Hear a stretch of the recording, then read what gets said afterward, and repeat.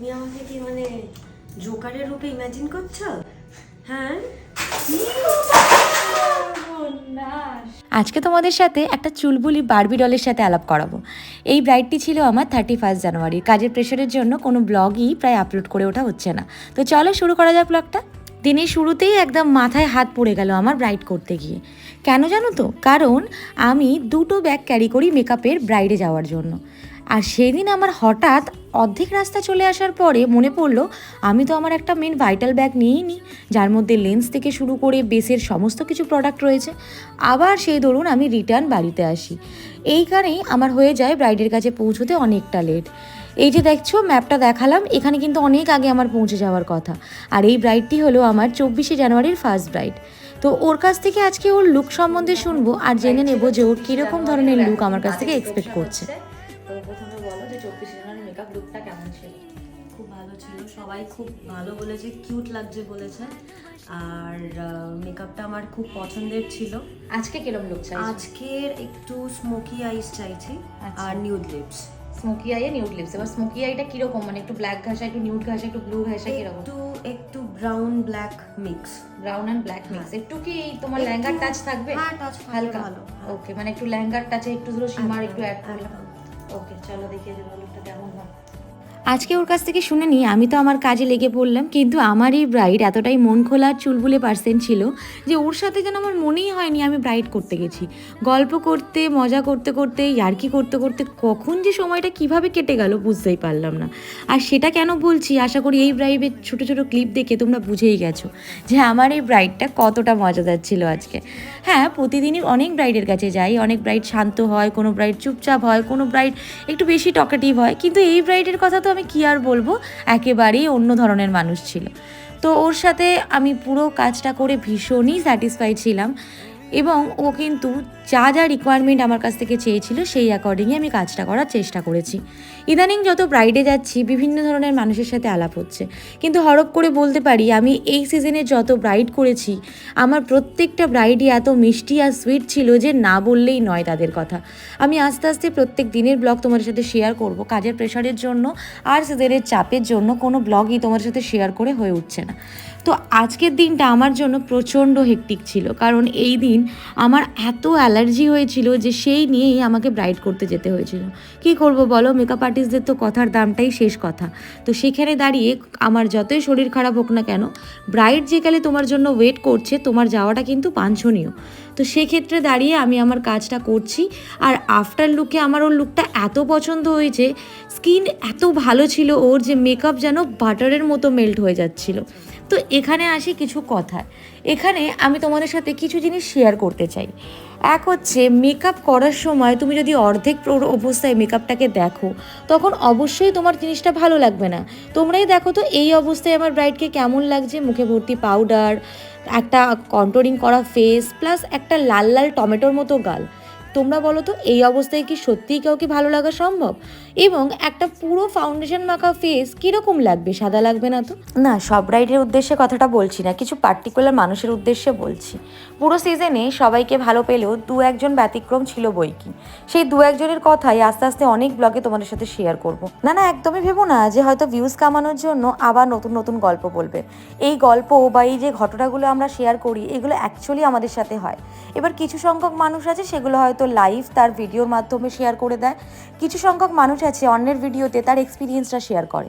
সেই এক্সপিরিয়েন্সে কিন্তু অনেক মেকআপ আর্টিস্ট আছে যারা নিজের রুলস এবং নিজের লাইফে অনেক চেঞ্জেস আনতে পারে। ভালো লাগছে, পুরো ডিফারেন্ট লাগছে বিয়ের দিনের থেকে, ভীষণ সুন্দর লাগছে। লাগে কোথায় আসছে জানি না কোন মেকআপ আর্টিস্ট কী করে, অন্তত আমি তো সেটাই করি। আমি যদি কারোর ব্লগ দেখি বা কারোর লাইফের ঘটনা শুনি, সেখানে কিন্তু দাঁড়িয়ে আমি আমার নিজস্ব কিছু পলিসির মধ্যে চেঞ্জ আনি এবং আমি অনেকটা বেশি সতর্ক হয়ে যাই। আমি মনে করি হয়তো এইগুলো অনেকেরই সেই জিনিসের সুবিধা হতে পারে। তো সেই ক্ষেত্রে দাঁড়িয়ে কাউকে না পাবলিকলি হ্যারাস করেও কিন্তু নিজের লাইফের এক্সপিরিয়েন্সগুলো বলা যায়। সেক্ষেত্রে দাঁড়িয়ে তোমরা কিন্তু অবশ্যই নিজের লাইফে ঘটে যাওয়া ঘটনাগুলো বলতেই পারো, যাতে আরও অন্য 2জন আর্টিস্টের হেল্প হয়। শুধু আর্টিস্ট নয়, বহু স্টুডেন্টও এই সমস্যার সম্মুখীন হয়। তো সেখানে দাঁড়িয়ে তারাও হয়তো অনেকটা অনেকটা পরিমাণ সতর্ক হয়ে যেতে পারবে, তারাও নিজেদের মধ্যে অনেক কিছু চেঞ্জেস আনতে পারবে। তো সেই জায়গায় দাঁড়িয়ে আমার মনে হয় তার ভিডিওতে না হোক, অ্যাটলিস্ট অন্য কোনো ভিডিওর মাধ্যমে তোমাদের এই জিনিসগুলো শেয়ার করা উচিত। আর এই জায়গাটাতেই আমার পুরো ক্লিপের বক্সটা উল্টে গিয়েছিল। তো সেখানে দাঁড়িয়ে তো আমার মাথায় হাত যে এত একটা ক্লিপের বক্স উল্টে গিয়েছে, কিভাবে সেটাকে অ্যারেঞ্জ করে বাড়ি নিয়ে যাব। শেষমেশ একটা পলিথিন জোগাড় করে পুরো ক্লিপগুলোকে পলিথিনে ভরে আমি বাড়িতে নিয়ে আসি। আমার ব্রাইড একটা স্মোকি আই চেয়েছিল, কিন্তু আমার সাজেশানে সে একটু গ্লিটার অ্যাড করায়, যেখানে কিন্তু ওর চোখটা দারুণ অ্যাট্রাকটিভ লাগছিল। তোমরা বলো তো আমার ব্রাইডের এই আইটা এবং এই লিপসের ভিডিওটা তোমাদের সাথে আগে যেটা শেয়ার করলাম সেই অবধি কেমন লাগছে আমার ব্রাইডকে? যাই হোক, এবার আবার টপিকে ফেরা যাক। অনেক ব্রাইড আছে যারা ভীষণই ভালো, যাদের ভালোর কোনো সীমা পরিসীমা সত্যিই নেই, তাদেরকে নিয়ে কিছু বলারই নেই। জাস্ট অনেক জায়গায় আমরা লোকেশন ভিজিট করে যেহেতু কাজ করি, বিভিন্ন ধরনের মানুষের সাথে পরিচয় হয়, বিভিন্ন ধরনের মানুষ বিভিন্ন ধরনের হয়। এই ব্রাইডও যখন আমি করছিলাম, ওর কিন্তু এই যে ফোন কলের মাধ্যমে ওর অনেক পার্সোনালাইজ কথাবার্তা বা অনেক কিছু আমার ভিডিও ক্লিপে উঠে গিয়েছে, যেগুলো আমি তোমাদের সাথে শেয়ার করলাম না, সেগুলোকে আমি মিউট করে দিয়েছি। সেই ক্ষেত্রে দাঁড়িয়ে আমি কোনোদিনই কোনো ব্রাইডের নিজের লাইফের পার্সোনাল কথা বা পার্সোনাল ভিডিও কিন্তু শেয়ার করি না। শুধুমাত্র ক্যান্ডিড বলতে বোঝায় যেখানে ব্রাইডের কিছু কিউট মোমেন্ট বা ব্রাইডের কিছু সফট বা কিউট আমার সাথে ঘটে যাওয়া মোমেন্ট, আমি কিন্তু সেইগুলোই শেয়ার করার চেষ্টা করি। এবার আসছি অন্য একটা কথায়, যেখানে দাঁড়িয়ে আমার এই ব্রাইডের যে এক্সপিরিয়েন্সগুলো আমার কিছুদিন ধরে হচ্ছে, সেইগুলো তোমাদেরকে বলা ভীষণভাবে জরুরি মনে হয়। কোনো ব্রাইড আছে যারা খুবই ভালো, খুবই ভালোভাবে তারা ট্রাস্ট করতে পারে এবং আমার কাজ দেখে আমাকে ভরসা করে বুকিং করে। সেখানে দাঁড়িয়ে তাদের লুকগুলো ভীষণ সুন্দরভাবে আসে এবং তাদের লুকটা আমি প্রপারলি বুঝতে পারি যে তারা কী চাইছে। আবার কিছু সংখ্যক মানুষ আছে যারা এতটাই কনফিউজড হয় যে তারা একরকম লুক বলে দেওয়ার পরও ক্রমাগত বসে বসে তারা বিভিন্ন রকমের বিভিন্ন সাজেশন দিতে থাকে। তো এই জায়গায় দাঁড়িয়ে আরও কী কী ঘটনা আমার সাথে ঘটেছে এই সিজনে একটা একটা করে ভিডিওর মাধ্যমে তোমাদের সাথে শেয়ার করব। তো আজকের এই ব্রাইডাল লুকটা কেমন লাগলো অবশ্যই কিন্তু জানাতে ভুলো না। আর আমার এই মিষ্টি ব্রাইডকে তোমাদের কেমন লেগেছে সেটাও কিন্তু জানিও। এর অনেক আগে অনেক ভিডিও আমি ছোট ছোট ক্লিপের মাধ্যমে তোমাদের সাথে শেয়ার করেছি। আর চলো ব্রাইডের রিভিউটা নিয়ে নেওয়া যাক। খুব ভালো লেগেছে। বিয়ের দিনের আজকের লুক আলাদা আলাদা হয়েছে, খুব একেবারে আলাদা। আমার এক্সপেকটেশন ছিল না এত কিছু, আমার এক্সপেকটেশনের বাইরে। খুব ভালো লাগছে আমার নিজেকে, ভালো লাগছে তো ভীষণ। আর মোস্ট ওয়েলকাম, খুব সুন্দর লাগছে, খুব মিষ্টি লাগছে। আর তুমি যেরকম চেয়েছিলে একদম গ্লোয়িং লুক। একটু চিনটা ডাউন করো, একদম ভীষণ সুন্দর লাগছে। Happy married life. আর বিয়ের দিনে 24 তারিখে প্রচুর তাড়াহুড়ো ছিলাম, লাস্ট অবধি তো তোমাকে স্যাটিসফাই করতে পেরেছি। এই যা একদম বিয়ের দিনেও সবাই ভীষণ ভালো বলেছে। Thank you. আজকে দেখো কি বলে, কালকে রিভিউ দেবে। একদম নিশ্চয়ই দেবে। খুব সুন্দর লাগছে। তুমি নিজে স্যাটিসফাই তো? মানে তোমার এই আলোটা বেশি ভালো লাগছে। হ্যাঁ সুন্দর লাগছে। তুমি একটু কম কম হেসো, নাহলে আবার এখান থেকে হাসির লাইট চলে যাবে। হয়েছে? আচ্ছা তুমি যখন বেরোবে একটু পাওয়ার ব্যাংক নিয়ে নেবে। এটা নিয়ে নাও পিঠে। হ্যাঁ হ্যাঁ ঠিক আছে। আর আমি কি কেবল রাখবো? কিছু নেই তো আর পরে? না না না না, আর কিছু পরে নেই, চলো। আচ্ছা ঠিক আছে। কতক্ষণ আর কতক্ষণ? ওটা লাগিয়ে নি, বাকিটা লাগিয়ে দিয়েছি। ঠিক আছে ঠিক আছে। ওকে।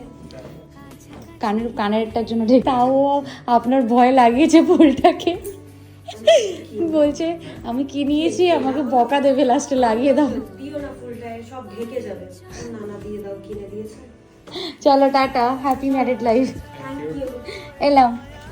তো অনেকগুলো ঘটনা একসাথে এই ভিডিওটা শেয়ার করলাম, বাট প্রপারলি ক্লিয়ার করতে পারলাম না। আরও অনেক ভিডিওর মাধ্যমে তোমাদের কিছু কিছু জিনিসে একটু সতর্কবার্তা দেবো, যেটা আমার সাথে আমার মনে হয় যে একটু হলেও আমি আর একটু সতর্ক থাকলে হয়তো জিনিসটা হতো না।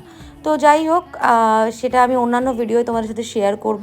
আমার ব্রাইডের বাড়ির থেকে আমি বেরিয়ে পড়ি এবং এই দিনকে আমি সোজা আমার বাড়িতেই যাই, কারণ আমার একটা সিঙ্গেল ব্রাইডই ছিল।